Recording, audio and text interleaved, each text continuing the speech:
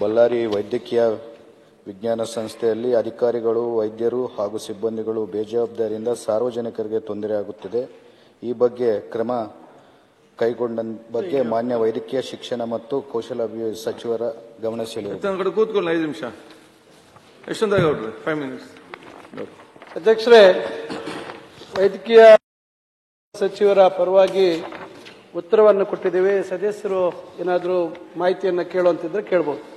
ಮಾನ್ಯ ಸಭಾಧ್ಯಕ್ಷರೇ, ನಾನು ಯಾವತ್ತು ಈ ಬಿಮ್ಸ್ಗೆ Ballari medical centre and research ಸೆಂಟರ್ಗೆ ನಾನು ವಿಸಿಟ್ ಮಾಡಿದಾಗ, ಯಾಕಂದ್ರೆ ಬಹಳಷ್ಟು ಈಗ ನಮ್ಮ ಸುತ್ತಮುತ್ತಲಿನ ಆಂಧ್ರ ಗಡಿಭಾಗದಿಂದ, ಕರ್ನೂಲಿಂದ, ಅನಂತಪುರಿಂದ, ವಿಜಯನಗರ ಜಿಲ್ಲೆಯಿಂದ, ಬಳ್ಳಾರಿ ವಿಧಾನಸಭಾ ಕ್ಷೇತ್ರದಿಂದ, ಬಳ್ಳಾರಿ ರೂರಲ್ ವಿಧಾನಸಭಾ ಕ್ಷೇತ್ರದಿಂದ, ಕಂಪ್ಲಿಯಿಂದ ಬಹಳಷ್ಟು ಜನರು ಈ ಬಿಮ್ಸ್ಗೆ ಬರ್ತಾರೆ ಸನ್ಮಾನ್ಯ ಅಧ್ಯಕ್ಷರೇ. ಆದರೆ ಬಿಮ್ಸ್ ಅಲ್ಲಿ ಏನ್ ನಡೀತಿದೆ ಅಂತಂದ್ರೆ, ಪೇಷಂಟ್ಗಳು ನಾವು ಬಿಮ್ಸ್ಗೆ ಹೋದ್ರೆ ನಾವು ಜೀವನ ಸತ್ತೋಗ್ತೀವಿ. ಇವತ್ತಂತ ಪರಿಸ್ಥಿತಿ ನಮ್ಮ ಬಳ್ಳಾರಿ ಬಿಮ್ಸ್ ಅಲ್ಲಿ ಇದೆ ಅಂತ ಹೇಳಲಿಕ್ಕೆ ಇಚ್ಛೆ ಪಡ್ತೀನಿ ಸನ್ಮಾನ್ಯ ಸಭಾಧ್ಯಕ್ಷರೇ. ಇಷ್ಟಕ್ಕೆ ಮುಂಚೆ ಬಹಳ ಪ್ರೆಸ್ಟೀಜಿಯಸ್ ಆಗಿ ನಾವು ಬಳ್ಳಾರಿ ವಿಮ್ಸ್ ಅಂತಿತ್ತು. ಇಷ್ಟಕ್ಕೆ ಮುಂಚೆ ವಿಮ್ಸ್ ಅಂದ್ರೆ ಅಲ್ಲಿ ಆರೋಗ್ಯ ಏನೇನೋ ಟ್ರೀಟ್ಮೆಂಟ್ ಬೇಕಂದ್ರೆ ವಿಮ್ಸ್ಗೆ ಹೋದ್ರೆ ನಮ್ಮ ಕುಟುಂಬದವರು ಬದುಕಿ ಬರ್ತಾರಂತ ಏನ್ ನಂಬಿಕೆ ಅವತ್ತು ನಮ್ಮ ರಾಜ್ಯ ಜನತೆಗಿತ್ತು, ಅದು ಇವತ್ತು ಹೋಗ್ತಿದೆ ಅಂತ ಹೇಳಲಿಕ್ಕೆ ಇಚ್ಛೆ ಪಡ್ತೀನಿ ಸಭಾಧ್ಯಕ್ಷರೇ. ಯಾಕೆ ನಾವು ಪ್ರತಿ ವರ್ಷ ನಮ್ಮ ಸರ್ಕಾರದಿಂದ 150ರಿಂದ 200 ಕೋಟಿ ನಾವು ಬಿಮ್ಸ್ಗೆ ಬಿಡುಗಡೆ ಮಾಡ್ತಿದೀವಿ. ಆದ್ರೂ ಇವತ್ತಲ್ಲಿ MRI ಆಗಲಿ, CT ಸ್ಕ್ಯಾನ್ ಆಗಲಿ, ಎಕ್ಸ್ರೇ ಆಗಲಿ, ಎಕ್ವಿಪ್ಮೆಂಟ್ಸ್ ಏನು ಕ್ಯಾನ್ಸರ್ ಎಕ್ವಿಪ್ಮೆಂಟ್ಸ್ ಆಗಿರ್ಬೋದು ಎಲ್ಲ ದುರಸ್ತಿಯಲ್ಲಿದೆ ಅಂತ ಹೇಳಲಿಕ್ಕೆ ಇಚ್ಛೆ ಪಡ್ತೀನಿ ಸಭಾಧ್ಯಕ್ಷರೇ. ಅದ್ರ ಜೊತೆಗೆ ಡಯಾಲಿಸಿಸ್, ನಮಗೆ ಅಲ್ಲಿ ಬಿಮ್ಸ್ ಅಲ್ಲಿ 14 ಡಯಾಲಿಸಿಸ್ ಏನ್ ನಮಗೆ ಯಂತ್ರಗಳು ಇದ್ರು ಇವತ್ತು ನಾವು ಅಲ್ಲಿ ಯೂಸ್ ಮಾಡ್ತಿರೋದು 4 ಜನ. ಇವತ್ತು ಬಡ ಜನ ಡಯಾಲಿಸಿಸ್ ಮಾಡ್ಕೋಬೇಕಂದ್ರೆ ಸಾವಿರಾರು ರೂಪಾಯಿ ನಾವು ಕಟ್ಟಿ ಬೇರೆ ಕಡೆ ಹೋಗಕ್ಕಾಗಲ್ಲ ಪ್ರೈವೇಟ್ ಅಂತೇಳಿ ಗೌರ್ಮೆಂಟ್ ಅಲ್ಲಿ ಬಂದಾಗ ನಾನು ಹೋದಾಗ ಅವ್ರು ಹೇಳ್ತಾರೆ, ಸರ್ ನಮ್ಮ ಹತ್ರ ದುಡ್ಡಿಲ್ಲ ಅಂತಲ್ಲ ಸರ್, ನೀವೆಲ್ಲ ನಮ್ಮನ್ನ ಇಷ್ಟು ಪೀಡಿಸ್ಕೊಂಡು ತಿಂತಿದ್ರಿ, ಅದೇ ನಮಗೆ ದುಡ್ಡಿದ್ರೆ ನಾವು ಪ್ರೈವೇಟ್ ಹಾಸ್ಪಿಟಲ್ ನಾವು ನೋಡ್ಸ್ಕೊಂತಿದೀವಿ ಅಂತೇಳಿ ಅವರು ಕಣ್ಣೀರ್ ತೆಗೆದ್ರು ಸನ್ಮಾನ್ಯ ಸಭಾಧ್ಯಕ್ಷರೇ. ಅವತ್ತು ನನಗೊಂದು ಮನ್ಸಲ್ಲಿ ಅನಿಸ್ತು, ಇಷ್ಟೆಲ್ಲ ಅಧಿಕಾರ, ಇಷ್ಟೆಲ್ಲ ಒಂದು ಸರ್ಕಾರ, ಇವೆಲ್ಲ ನಾವು ಇಟ್ಕೊಂಡು ಒಂದು ಬಡ ಜನರಿಗೆ ಪ್ರಾಣವನ್ನು ಕಾಪಾಡಕ್ ಆಗ್ತಾ ಇಲ್ಲ. ನಮಗೆ ಈ ಅಧಿಕಾರ, ಈ ದುಡ್ಡು, ಸರ್ಕಾರದಲ್ಲಿ ದುಡ್ಡು ಇವೆಲ್ಲ ಬೇಕಾಗುತ್ತಾ ಅಂತೇಳಿ ನನ್ನ ಮನಸ್ಸಲ್ಲಿ ಒಂದು ಇದು ಬಂತು ಅಧ್ಯಕ್ಷರೇ. ಅಲ್ಲಿ ಇನ್ನೊಂದು, ನಾವು ಮೆಡಿಸಿನ್ಸ್ ಆಗಿರ್ಬೋದು, ಮೆಡಿಸಿನ್ಸ್ಗೋಸ್ಕರ ಪ್ರತಿ ವರ್ಷ 20 ಕೋಟಿ ರೂಪಾಯಿ ವೆಚ್ಚದಲ್ಲಿ ನಾವು ಮೆಡಿಸಿನ್ಸ್ ಅನ್ನು ಬಿಮ್ಸ್ ಅಲ್ಲಿ ತಗೊಂತೀವಿ ಸನ್ಮಾನ್ಯ ಸಭಾಧ್ಯಕ್ಷರೇ.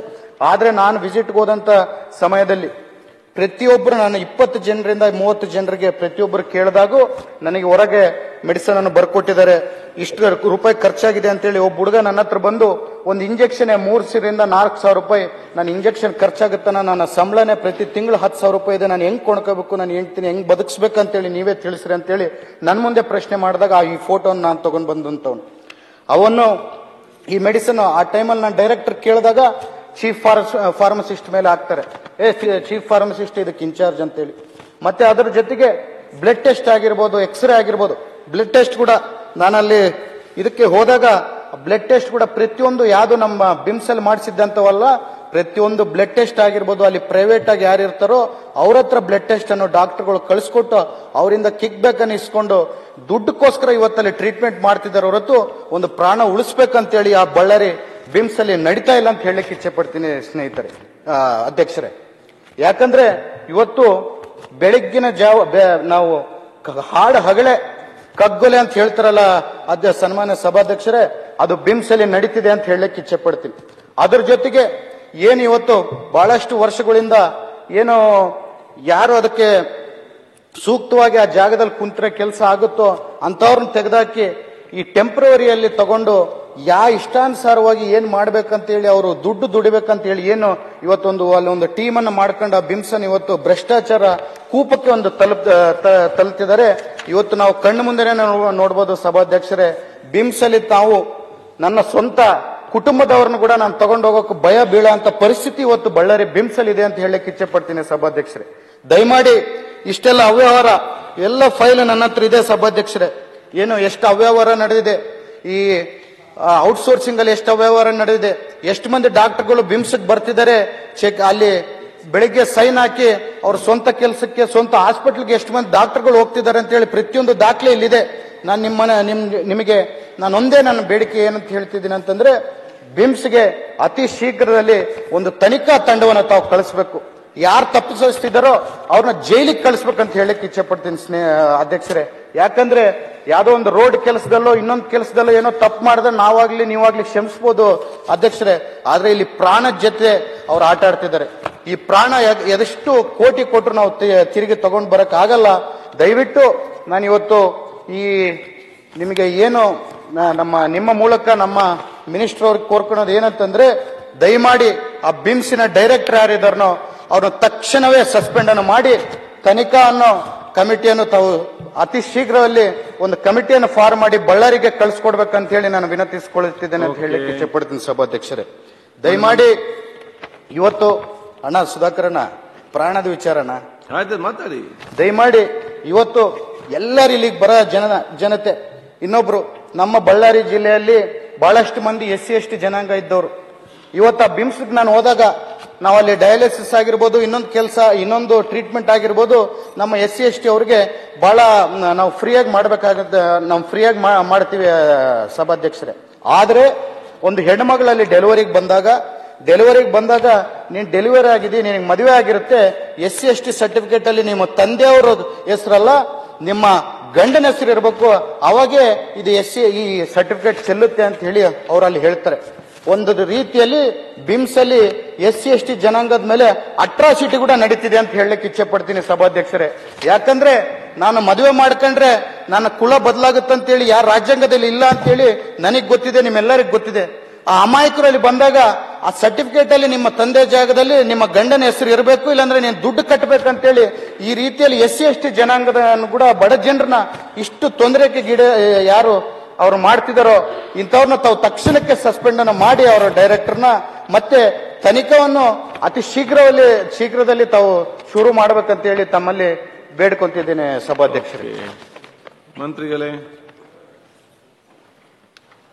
ಮಾನ್ಯ ಅಧ್ಯಕ್ಷರೇ, ಸದಸ್ಯರು ಬಹಳಷ್ಟು ವಿಚಾರಗಳ ಬಗ್ಗೆ ಪ್ರಸ್ತಾಪ ಮಾಡಿದ್ದಾರೆ.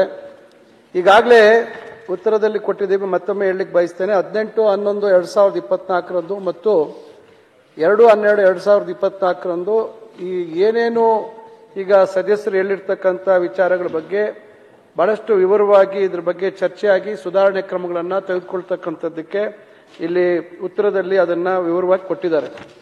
ಹಾಗೂ ಈಗಾಗಲೇ ಹಲವಾರು ಬೇರೆ ಕ್ರಮನೂ ತೆಗೆದುಕೊಂಡಿದ್ದಾರೆ. ಹಲವಾರು ಸಿಬ್ಬಂದಿಗಳನ್ನ ಅಮಾನತ್ ಮಾಡಿರ್ತಕ್ಕಂಥದ್ದಾಗಿದೆ. ವೈದ್ಯಕೀಯ ಸಿಬ್ಬಂದಿಗೆ ಈಗಾಗಲೇ ನೋಟಿಸ್ ಅನ್ನ ಜಾರಿ ಮಾಡಿದ್ದಾರೆ. ಇವೆಲ್ಲ ಆಗಿದೆ. ಮತ್ತು ಇತ್ತೀಚೆಗೆ ತಮಗೆ ಗೊತ್ತಿದೆ, ಬಾಣಂತಿಯರ ಸಾವು ಬಗ್ಗೆ ಈಗಾಗಲೇ ಬಹಳಷ್ಟು ರಾಜ್ಯದಲ್ಲಿ ಮತ್ತು ದೇಶದಲ್ಲಿ ದೊಡ್ಡ ಸುದ್ದಿಯಾಗಿರ್ತಕ್ಕಂಥ ವಿಚಾರ. ಇವೆಲ್ಲದರ ಬಗ್ಗೆ ಈಗ ಬಹಳಷ್ಟು ಸಮಗ್ರವಾಗಿ ಏನಾಗಿದೆ, ಯಾವ ಕಾರಣಕ್ಕಾಗಿದೆ ಅಂತಕ್ಕಂಥದ್ರ ಬಗ್ಗೆ ಈಗಾಗಲೇ ತನಿಖೆ ಆಗ್ತಾ ಇದೆ. ಅದರಿಂದ ಈಗ ಏನು ಗೌರವಾನ್ವಿತ ಸದಸ್ಯರ ಭಾವನೆಗಳೇನಿದಾವೆ ಇವೆಲ್ಲವನ್ನು ಈಗ ನಾನು ವೈದ್ಯಕೀಯ ಶಿಕ್ಷಣ ಸಚಿವರ ಗಮನಕ್ಕೆ ತರ್ತೇನೆ.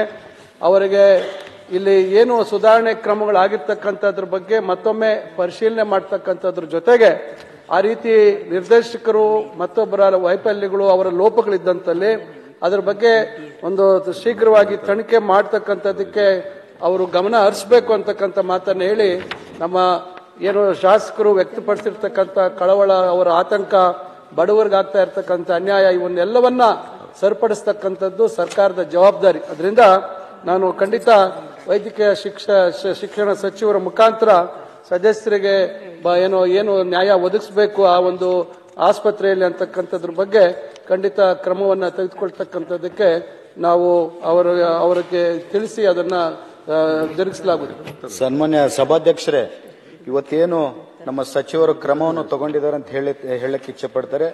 ಇದು ಒಂದು ಕಣ್ಣೊರೆಸ ಕೆಲಸ ನಡೀತಿದೆ ಅಂತ ಹೇಳಕ್ಕೆ ಇಚ್ಛೆ ಪಡ್ತೀನಿ ಸಭಾಧ್ಯಕ್ಷರೇ.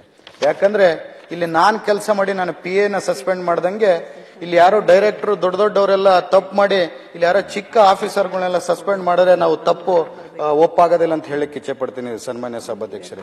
ಅದ್ರ ಜೊತೆಗೆ ಇಲ್ಲಿ ಬರೆದಂತ ಇವೇನೋ ನಾವು ಕ್ರಮಗಳು ತಗೊಂಡಿದೀವಿ ಅಂತ ಹೇಳಿ ಇವೇನು ಬರೆದಿದ್ದಾರೆ ಇದರಲ್ಲಿ ಯಾವ ಔಷಧಗಳು ನಮ್ಮ ಹತ್ರ ಇರಲ್ಲೋ ಅವು ನಾವು ಹೊರಗಡೆಯಿಂದ ನಾವು ತಕ್ಷಣಕ್ಕೆ ತಗೊಂಡು ಪೇಷಂಟ್ಗಳು ಕೊಡ್ತೀವಿ ಅಂತ ಹೇಳಿ ಇಲ್ಲಿ ಏನ್ ಬರ್ದಿದ್ದಾರೆ.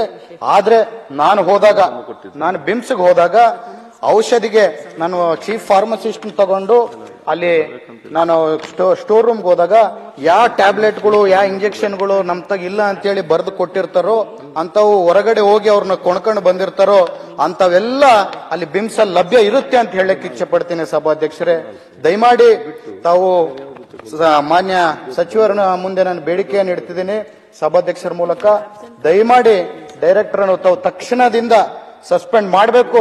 ಯಾಕಂದ್ರೆ ಇಷ್ಟು ಕೋಟ್ಯಾಂತರ ರೂಪಾಯಿ ಅವ್ಯವಹಾರ ನಡೆದು ಬಡ ಜನರ ಜೀವನ ಬಡ ಜನರ ಪ್ರಾಣ ಜೊತೆಗೆ ಚೆಲ್ಲಾಟ ಆಡ್ತಿದ್ರು ನಮ್ಮ ಸರ್ಕಾರ ಇನ್ನ ಗಮನ ಆ ಕಡೆ ಸೆಳೆಯಕ್ ಆಗಲ್ಲ ಅಂತಂದ್ರೆ ನಾವು ನಾಳೆ ಬೆಳಿಗ್ಗೆ ಜನರ ಮುಂದೆ ಹೋಗಕ್ಕೆ ಬಹಳ ತೊಂದರೆ ಆಗುತ್ತೆ. ನನಗಾಗಿರ್ಬೋದು, ನಾಗೇಂದ್ರನ್ ಆಗಿರ್ಬೋದು, ಗಣೇಶ್ ಅವ್ರಿಗಾಗಿರ್ಬೋದು, ನಾಗರಾಜನಿಗಾಗಿರ್ಬೋದು ತೊಂದರೆ ಆಗುತ್ತೆ ಅಂತ ಹೇಳಿ ನಾನು ನಿಮ್ಮ ಮುಂದೆ 2 ಮಾತನ್ನು ತಿಳಿಸ್ತಿದ್ದೀನಿ ಸಭಾಧ್ಯಕ್ಷರೇ.